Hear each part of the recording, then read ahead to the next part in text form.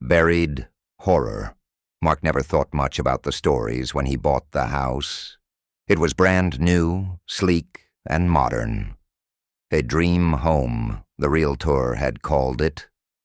But the moment he signed the deed, the whispers began. Neighbors, old folks in town, even the mailman, all hinting at something buried in his backyard. At first he laughed it off. A treasure? Please. But curiosity has a way of gnawing at a man. He started researching, sifting through dusty records and old newspapers. The legends spoke of something deep underground, hidden long before the town was built. Gold, maybe. Artifacts, something worth digging for. So one morning he did. The first few feet were easy. Just dirt and roots. Then came the rocks. Thick layers of stone, stubborn and unyielding, like they were hiding something. Days turned into weeks, and his neat little hole became a pit. His hands blistered, his nails cracked. But he couldn't stop. The thought of treasure kept him going. Then one night, his shovel hit something hollow. A thud, different from the clang of stone. His heart pounded as he scraped away the last layer of dirt. A wooden plank, thick and old, covering what looked like an entrance. With shaking hands, he pried it open. A rush of damp air hit him, thick and heavy. Below him yawned a tunnel, dark and endless. His flashlight barely cut through the blackness. But he climbed in anyway. The tunnel sloped downward. The walls were lined with something strange, old carvings, symbols he didn't recognize. The deeper he went, the more uneasy he felt. The air grew colder, his breath visible in the dim light.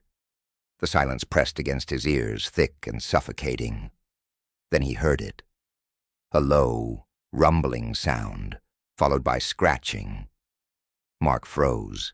His fingers tightened around the flashlight. He wasn't alone.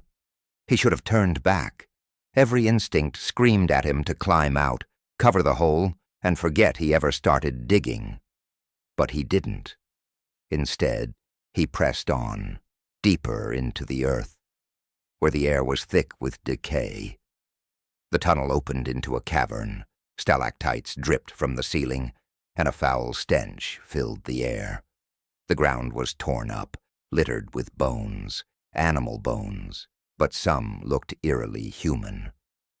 Then the scratching sound came again, louder, closer. Mark whipped his flashlight around, his breath ragged. In the corner of the cave, the ground trembled. Then it burst open. From the darkness, enormous moles emerged, grotesque, blind, with thick clawed limbs built for burrowing. Their fur was patchy, their skin pale and raw. Teeth like chisels gnashed together as they sniffed the air, sensing an intruder. Mark stumbled back, his boot skidding on loose stones. The largest mole twitched, its nose wriggling, then lunged forward. He ran. His lungs burned. His legs screamed in protest. But he ran. The tunnel twisted and turned, and he had no idea if he was heading back to the surface or deeper into the nightmare.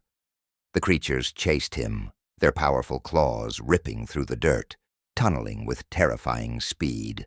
Then up ahead, a sliver of light, his hole, his way out. Mark pushed himself harder.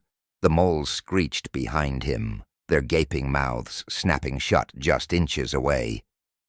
He reached the opening, threw himself up and clawed his way to the surface. The moment his feet hit the grass, he turned and shoved the wooden plank shut, shoveling dirt over it like a madman, and then silence.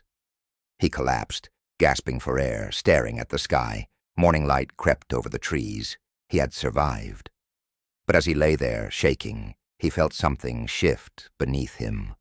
A vibration, a deep, guttural rumble rising from the earth. The ground beneath him buckled. The last thing he saw before the world gave way was a massive, clawed paw breaking through the dirt, reaching for him.